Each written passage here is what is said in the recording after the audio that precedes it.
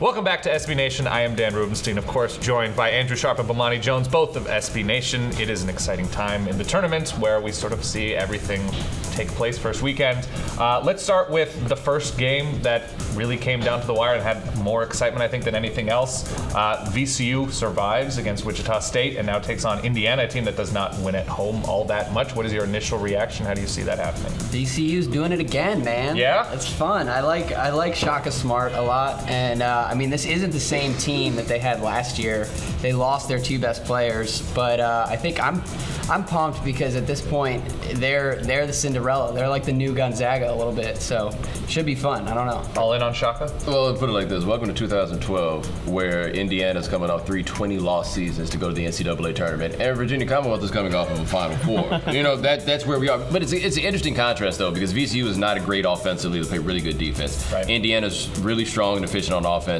They don't guard very well at all. And the truth is, Virginia Commonwealth, as Shaka Smart said, this team won the conference tournament, which the last team didn't do. This team won more games than last year's team did. This appears to be a better team than they had last year, and they are the tested team. I think they'll beat Indiana. And the other game yesterday, of course, that sort of came down to the wire and had people scratching their heads about some of the calls, I guess, late in the game. Syracuse barely gets by UNC Asheville. Now they have Kansas State, certainly a superior opponent to UNC Asheville. Is there anything striking about that matchup?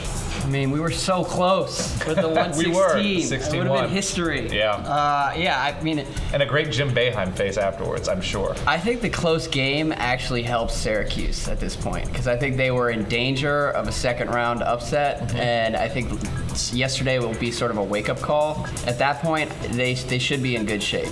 Yeah, I agree with that. I thought they were better off having a tight game than having a blowout in that one. Kansas State, not that good. Right. That's the issue. The problem is Syracuse isn't great as much as people would like for them to be, and you can't keep giving up extra possessions off rebounds because you're running that zone, and they're going to get an intense game if nothing else. And zones for cowards. And that kind of, that kind of thing matters when you're going to play against a team that's going to play like Kansas State will. I like that you used the word intense, because I don't know if anybody will be using it to describe Wisconsin tomorrow playing against Vanderbilt. An interesting matchup, two teams that do have a ceiling of some interest, but is there anything? It's going to be a slow game, obviously, but what's the excitement factor for you for this?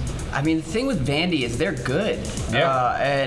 But you worry, and they've been good the past few years, but Kevin Stallings has not had a great history in the tournament, and I picked them to go to the Elite Eight, and I'm terrified already tomorrow. Yeah, you did that to yourself. There's nothing exciting. You knew. Yeah, there's nothing exciting about Wisconsin. There's nothing exciting about Principal Stallings. That's just not that's just not what you're going to get here. The thing with Wisconsin you always have to remember is that they're really good at playing offense. They're really good at playing defense. They just do it slower. It's going to be a matter of how long they can go with substandard talent. How long can you stretch this out in the possession game?